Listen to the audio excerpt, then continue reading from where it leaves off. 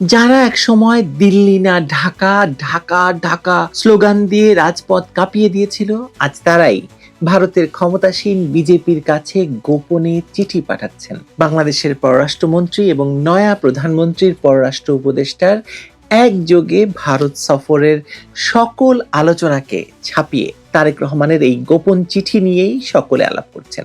কি আছে এই চিঠিতে? একজন ভারতীয় বিশ্লেষক বলছেন, চিঠিতে আর যাই থাকুক, বাংলাদেশের জন্য কিছু নেই, আছে বিজেপির কাছে কৃতজ্ঞতা জ্ঞাপন। কিসের কৃতজ্ঞতা? কিসের আবার? ক্ষমতায় বসানোর জন্য?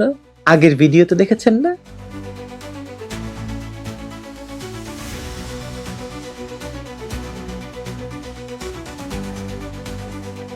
গত 7ই এপ্রিল দিল্লি সফরে বাংলাদেশের প্রধানমন্ত্রী তারেক রহমানের পররাষ্ট্র বিষয়ক উপদেষ্টা হুমায়ুন কবির বিজেপির দুই নেতার সাথে বৈঠকে বসেছিলেন। এই বৈঠকে তিনি তারেক রহমানের একটি ব্যক্তিগত চিঠি তুলে দেন বিজেপি সভাপতি নীতিন নবীনের উদ্দেশ্যে।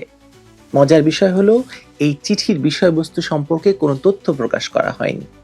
বাংলাদেশের পররাষ্ট্রমন্ত্রী খলিলুর রহমানের সরকারি সফরের ফাঁকে এই সৌজন্য সাক্ষাৎকার আয়োজিত হয়, যেখানে বিজেপি নেতারা হুমায়ুন কবিরকে ভারতের পররাষ্ট্রমন্ত্রী এস জয়শঙ্করের বই ওয়াই ইন্ডিয়া ম্যাটার্স উপহার দিয়েছেন। এই পুরো বিষয়টি থেকে স্পষ্ট হয়ে যায় যে বাংলাদেশের বর্তমান তারেক রহমানের সরকারের জন্য ভারতের সঙ্গে সম্পর্ক স্থাপন কতটা জরুরি হয়ে পড়েছে। এই ঘটনার রাজনৈতিক তাৎপর্য বুঝতে হলে আমাদেরকে ফিরে যেতে হবে বাংলাদেশের 2024 সালের আগস্ট মাসে। 2024 সালের জুলাই মাসে যে তথাকথিত গণ আন্দোলনের মাধ্যমে আগস্টে এসে শেখ হাসিনার সরকারকে হটানো হয়েছিল, সেই তথাকথিত আন্দোলনের ভারত বিরোধী মনোভাব ছিল অন্যতম প্রধান চালিকা শক্তি।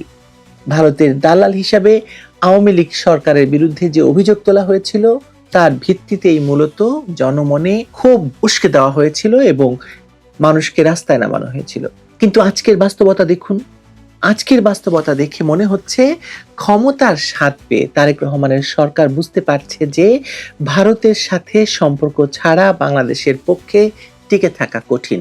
এই উপলব্ধি তাদের বাধ্য করেছে ভারতের কাছে হাত বাড়াতে। কিন্তু এখানে রয়েছে মূল সমস্যা।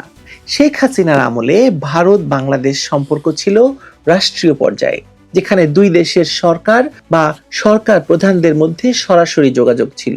কিন্তু তারেক রহমান একটি রাজনৈতিক দলের নেতার কাছে চিঠি লিখতে বাধ্য হয়েছেন কেন বলুন তো? এই পার্থক্যটি অত্যন্ত গুরুত্বপূর্ণ এবং তাৎপর্যপূর্ণ। এটি প্রমাণ করে যে বর্তমান বাংলাদেশ সরকারের আন্তর্জাতিক মর্যাদা আসলে কতটা ভঙ্গুর, কতটা নাজুক। একজন নির্বাচিত প্রধানমন্ত্রী হিসাবে শেখ হাসিনা যখন নরেন্দ্র মোদীর সাথে সরাসরি কথা বলতে পারতেন, তখন তারেক রহমানকে বিজেপি সভাপতির কাছে গোপনে চিঠি পাঠাতে হয় বা গোপন চিঠি পাঠাতে হয়। চিঠির বিষয়বস্তু গোপন রাখার বিষয়টিও মানুষের মনে প্রশ্ন তুলেছে স্বাভাবিকভাবে। সাধারণ কূটনৈতিক শিষ্টাচার অনুযায়ী এ ধরনের চিঠির মূল বিষয়বস্তু সাধারণত প্রকাশ করা হয়, কিন্তু এক্ষেত্রে যে কঠোর গোপনীয়তা বজায় রাখা হয়েছে তা থেকে অনুমান করা যায় যে এতে এমন কিছু আছে বা ছিল যা প্রকাশ হলে বাংলাদেশের জনগণের মধ্যে তীব্র প্রতিক্রিয়ার সৃষ্টি হতে পারে। আমি যতটা মনে করছি তা হলো, যে মুচলেকা দিয়ে তারেক রহমান ক্ষমতায় বসেছিলেন সেই মুচলেকা স্মরণ করিয়ে দেওয়া এবং একই সঙ্গে ধন্যবাদ জ্ঞাপন। বিশেষভাবে উল্লেখযোগ্য হলো শেখ হাসিনাকে প্রত্যর্পণের বিষয়টি, যা এই চিঠিতে উল্লেখ নেই বলেই প্রতীয়মান হয়। বাংলাদেশের পররাষ্ট্র মন্ত্রণালয় বিবৃতি দিয়ে দাবি করেছে যে পররাষ্ট্রমন্ত্রীর সঙ্গে ভারতীয় নেতৃত্বের বৈঠক শেষে হাসিনাকে ফেরত চাওয়া হয়েছে। কিন্তু ভারতের কোনো সরকারি বিবৃতিতে তো বটেই কেউ এই দাবির স্বীকৃতি দিচ্ছে না। এর অর্থ হলো, হয় বাংলাদেশ সরকার প্রকৃতপক্ষে এই দাবি তোলেনি, অথবা তুললেও তা এতটাই দুর্বলভাবে করেছে যে ভারত সেটাকে গুরুত্ব দেয়নি বা পাত্তাই দেয়নি। আরেকটি বিষয় হলো তারেক রহমানের সরকারের বৈধতার প্রশ্ন। এই সরকার এসেছে একটি অস্থায়ী সরকারের সাজানো নির্বাচনের মাধ্যমে। গত 1.5 বছর ধরে অবৈধ ডক্টর ইউনূসের নেতৃত্বাধীন অন্তর্বর্তীকালীন সরকার দেশের সব প্রতিষ্ঠানকে ধ্বংস করে দিয়েছিল। এই পরিস্থিতিতে একটি প্রশ্নবিদ্ধ নির্বাচনের মাধ্যমে তারেক রহমান ক্ষমতায় বসেন। তাই আন্তর্জাতিক অঙ্গনে তার সরকারের গ্রহণযোগ্যতা আসলে সীমিত, প্রশ্নবিদ্ধ। এই দুর্বল অবস্থানই তাদেরকে বাধ্য করেছে ভারতের কাছে নতজানু হতে।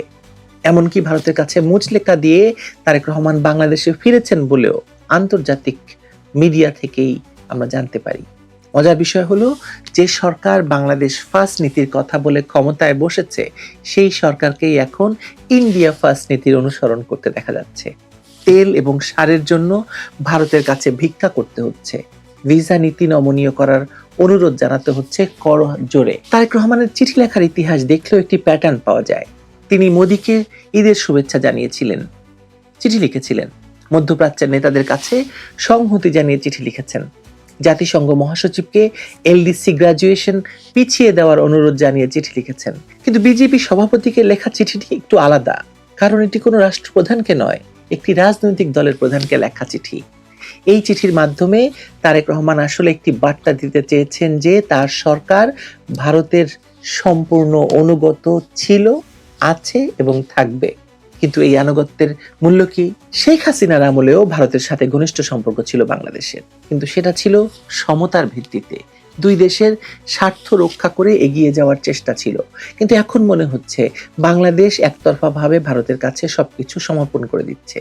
বিজেপি নেতা শিশির বাজোরিয়ার বক্তব্য থেকেও এটা স্পষ্ট যে ভারত তার নিজের স্বার্থেই যে কোনো সরকারের সাথে কাজ করতে প্রস্তুত।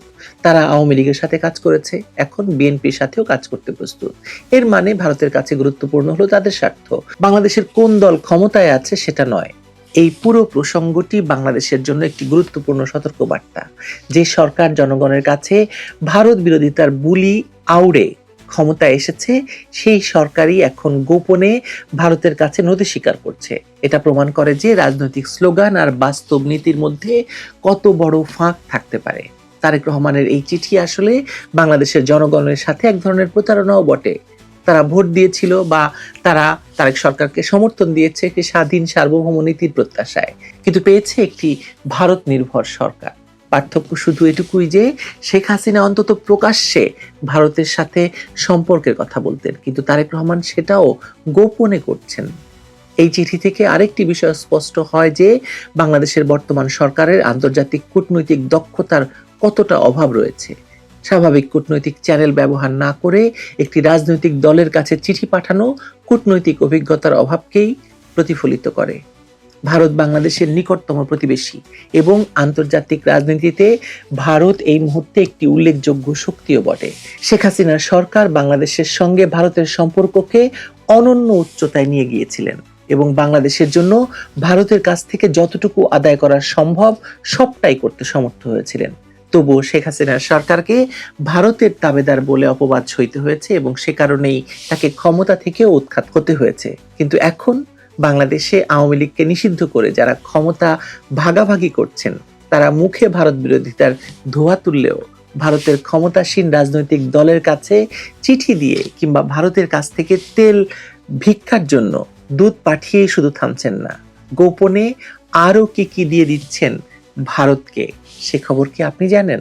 মনে হয় না জানেন, কারণ আপনাকে এসব কিছুই জানানো হচ্ছে না বা জানতে দেওয়া হচ্ছে না। বিজেপি সভাপতিকে লেখা ভারত সরকারের চিঠি আসলে বাংলাদেশের বর্তমান সরকারের দুর্বলতা এবং নির্ভরশীলতারই প্রতিচ্ছবি।